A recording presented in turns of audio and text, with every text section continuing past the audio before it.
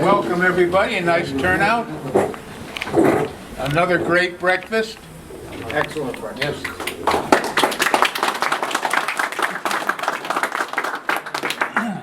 Our gathering today is in memory of Charlie Lowell. A couple of remarks, then I'm going to turn it over to Russ Ellsworth. Charlie, as you may know, served in the 82nd Airborne. He had a deployment to Panama when he was on duty. And there's another 82nd Airborne guy in the news lately, a Major General Chris Donahue. And if you were watching the news, he's the last American soldier to leave Afghanistan. And that's the 82nd for you. Charlie is probably very proud of that. Russ, you have a few words about your buddy? It's good to see everybody here. Charlie's breakfast. And it's not raining, so that's good. It's been raining most of the summer.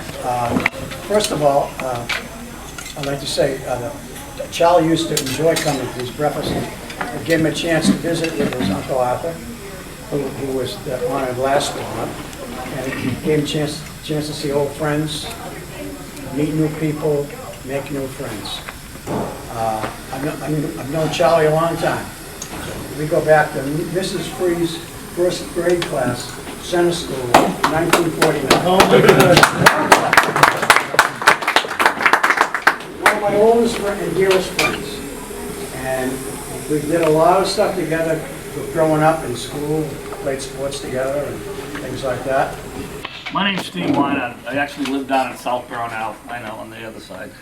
I came to Hopkinton in like '66. And two of the first kids I met were this guy here and Paul Buswell. And we made friends throughout up to this day. But as we just heard, Charlie took a bunch of kids from the Little League, and I just moved into town. I think I'm 15 years old, whatever the age was for Babe Ruth. And we wound up winning the championship. And I wasn't a great ball player, but I'd always show up to practice, I'd help out and everything.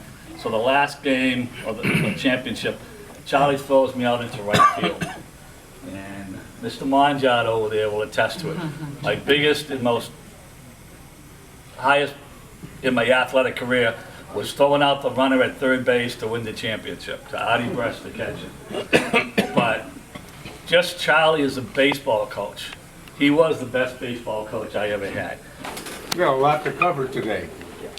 Have another cup of coffee. Lost comrades. Joseph A. Sergi, we lost August 10th. Not many of you probably know him. He lived over on Walcott. He drove around town in an electric cart. He was 99 years old.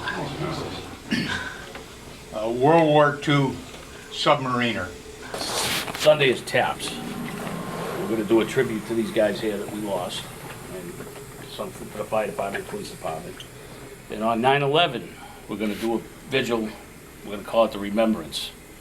It's going to honor the fire department, police department, port authority, town police, and we're going to have a vigil for the members here that we lost during COVID because they couldn't have funerals. Taps, we're going to have coffee and donuts, so come on down Sunday night, 7 o'clock. Where? Hopefully it don't rain, right up the gazebo. And the time it starts? Tap starts at 7. 7. The thing on the 11th is 3 to 5.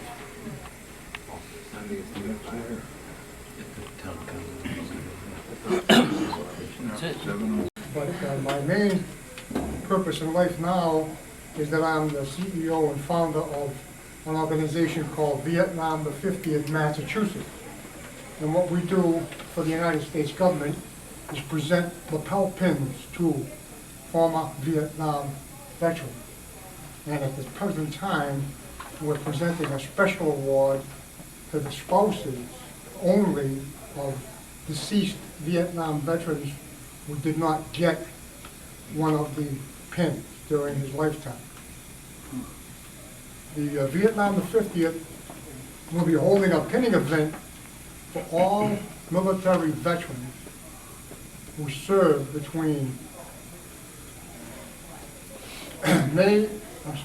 November of 1955 and May of 1975, no matter where you were in the world. You didn't have to have boots on the ground in Vietnam. Good morning, gentlemen. I changed my story, so I'm going to lighten it up a little bit. I beg your pardon, ladies. This is a story about a two-star general who was at a conference in Washington, D.C., at a very posh hotel. After the first day, he was tired and hungry, and he came down to the lounge, and he wanted to have a snack and a drink. And all of a sudden, a very young and beautiful girl came and sat down beside him. And they got talking and everything, and they exchanged some niceties, and they had a few drinks, and so the girl finally said, "So, General, I'm really attracted to a man in uniform. Why don't we go up to my room?" And he said, "Well, I don't know, I don't think I could keep up with your young standards, you know." She said, "Well, when's the last time you were intimate?" And he thought for a minute. He said, 1950. And she said, "Well, I'm sure you'll remember some things from 1950. So they went up to her room, and they proceeded to be intimate all over the place. The bed, and the couch, and the floor, and what have you. They were finished, and she said, "Well, General, seems like you remembered some things from 1950. He said, "Well, I should, because it's 21:30 right now."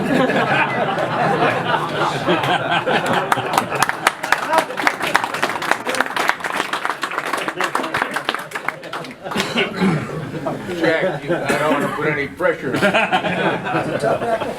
Tough act to follow, Dennis. First of all, I want to say Hank does a great job every month.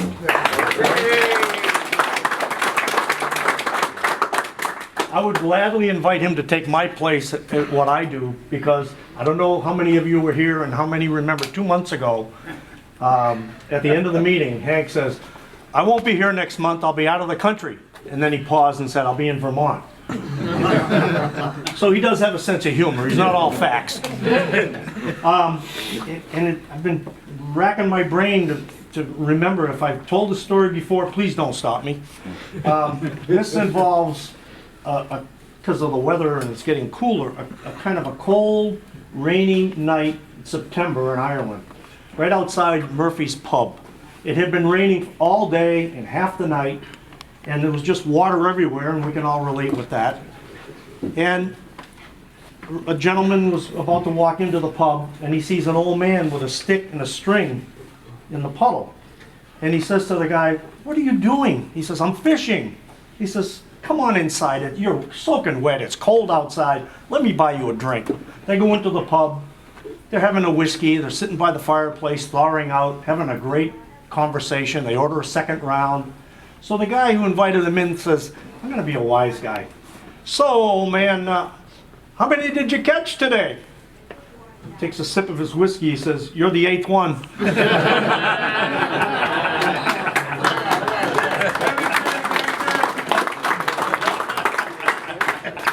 That's all I have. Very good. Very good. October 1st, first Friday of October. The breakfast will be just as good.